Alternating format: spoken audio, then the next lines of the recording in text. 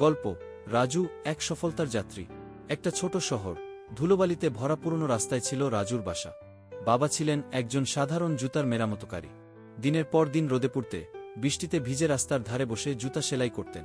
অভাব ছিল নিত্যসঙ্গী, কিন্তু রাজুর চোখে ছিল আলাদা কিছু, একটা স্বপ্ন, একটা বিশ্বাস। প্রতিদিন স্কুল শেষে সে বাবার দোকানে বসে থাকত। কেউ একজন পুরনো জুতো নিয়ে আসলে রাজু মন দিয়ে দেখত কিভাবে সেলাই হয়, কিভাবে একটা ভাঙা জুতা আবার হাঁটার উপযুক্ত হয়। একদিন সে বাবাকে বলল, আব্বা, আমি বড় হয়ে এমন জুতা বানাবো যা কেউ আগে কল্পনাও করেনি। বাবা শুধু মুচকি হেসে বলেছিলেন, স্বপ্ন দেখিস বাবা, কিন্তু পরিশ্রম ভুলিস না। রাজু পড়াশোনার পাশাপাশি বাবার হাতের কাজ শিখে গেল। বিশ্ববিদ্যালয়ে পড়ার সময় নিজের সঞ্চয়ে একটা পুরনো জুতা বানানোর মেশিন কিনল।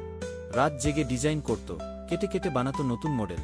প্রথমে কেউ বিশ্বাস করেনি, বন্ধুবান্ধবও বলেছিল তুই পারবি না, কিন্তু সে থামেনি।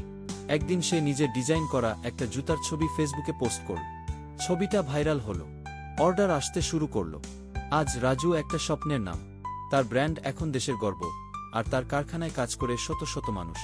রাজুর অফিসের দেওয়ালে এখন লেখা, স্বপ্ন বড় ছিল বলেই পথ কঠিন ছিল, কিন্তু আমি থামিনি, এটাই আমার সফলতার গল্প।